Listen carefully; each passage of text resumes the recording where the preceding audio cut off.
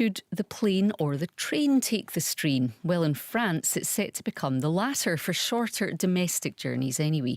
MPs there have backed plans to ban domestic flights on routes which can be travelled by rail in less than 2.5 hours as part of a package of measures designed to cut the country's carbon emissions. So, should the UK be charting a similar course? Well, to discuss this, we're joined now by the aviation expert Julian Bray and also by Finlay Asher, who's a former aircraft engine designer and founder of Green Sky Thinking, which was set up to explore the idea of sustainable aviation. A very good morning to you both. Finlay, let me ask you first, if we look at this plan for France, do you think that this is a bold statement of intent or something of a half measure? Do you think they could have gone further?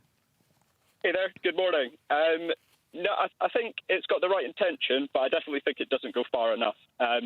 If you look at the context of this, it's a €7 billion bailout for French airlines.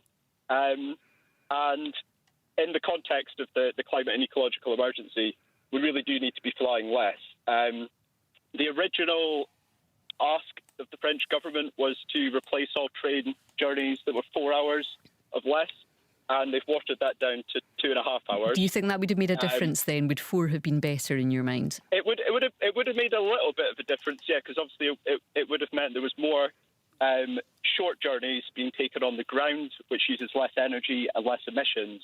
But the other aspect here is that when you look at aviation emissions in France, in the UK, only a very small percentage, so less than 10%, are domestic flights. So it does also miss the big elephant in the room, which is international aviation emissions and policies for those. We'll come back to that in a minute. Let's ask the aviation expert Julian Bray first. Julian, regardless of the particulars of the French plan, do you accept that there is an environmental argument for cutting down on these short domestic flights? Good morning. Really, when you look at it, it is very French. They say, yes, we're going to cut these short flights up to 2.5 hours. But when you look at it, it's really flights out of Paris to Nantes, Lyon and Bordeaux, where there is a very good train service. And so this isn't aimed at the international aviation sector. This is a very targeted sector. And you have to understand that 80% of the French population live in towns, and of those, 6 of the population actually live in the Paris area. Now, every year you have the migration out of Paris in August. Whether it happens this year or not, we don't know. So they're getting all these measures in place to try and put more passengers into trains. And you have to realise that one of their major exports from France is transport equipment, plastics and chemicals. So really it is a token measure, you might say. It's not going to impact too many people. And there's also a get-out clause, because if you've got a connecting flight somewhere, then of course you'll be able to take that flight. So I don't know how that's going to work if they've actually cancelled the flight in the first place. And Julian, does it make a difference if you're looking at introducing a system like this? How much difference does it make when your country has a very efficient rail system as such a good alternative? It really depends on where you schedule these flights and the network setup. We're quite efficient over here, and we're introducing new aircraft all the time. And increasingly, the skies are becoming cleaner and clearer. And so I think you have to forget about what happened before, because development is ongoing, it's continuous, and planes we thought were new are suddenly being taken out of service, and a whole new generation of fuel-efficient aircraft are coming in. And so everybody wants to have a nice, clean environment. And I have to tell you, the aviation industry is working towards this. Well, Finlay, you can tell us more about that, can't you? How much is it changing to become more sustainable, and how quickly? Yes, absolutely. So I worked for Rolls-Royce for 7 years, who are the second biggest aircraft engine manufacturer in the world. And I'm working on the cutting edge of technology and engine efficiency. And actually, that is a bit of a red herring in itself, because engines have been getting more and more efficient. Over the past 50 years, they're 80% more efficient. But when you look at air traffic growth, that far exceeds any efficiency improvement you might get, which is, might be 1% a year compared to the 5% growth we've seen over the last 20 years. So that's the big thing, really. So they need to go hand in hand, would you say?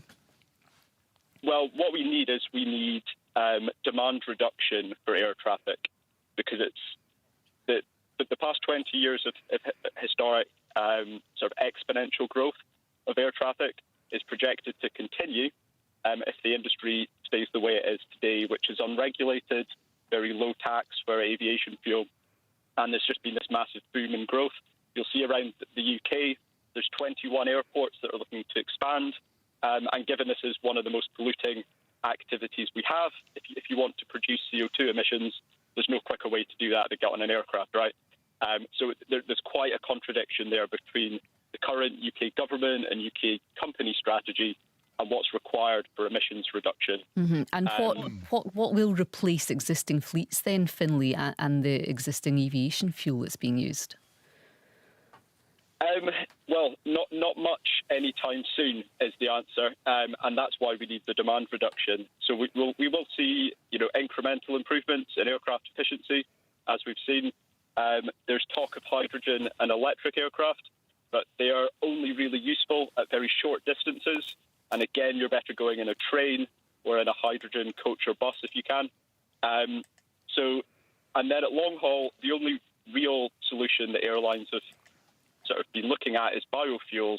And biofuels, in many ways, can be more harmful than fossil fuels because of the land they displace, the water they use, and they can cause human rights issues.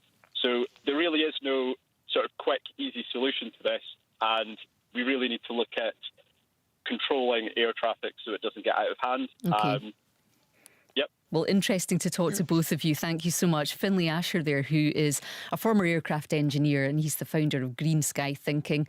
And we also had Julian Bray as well, who's an aviation expert. On Twitter, Him Up North says, have you ever been on a train from Leeds to London? Rail companies will need to up their game to deal with an uplift in users. We'll be keen to hear your views on what we've just been discussing. 80295 is our text number.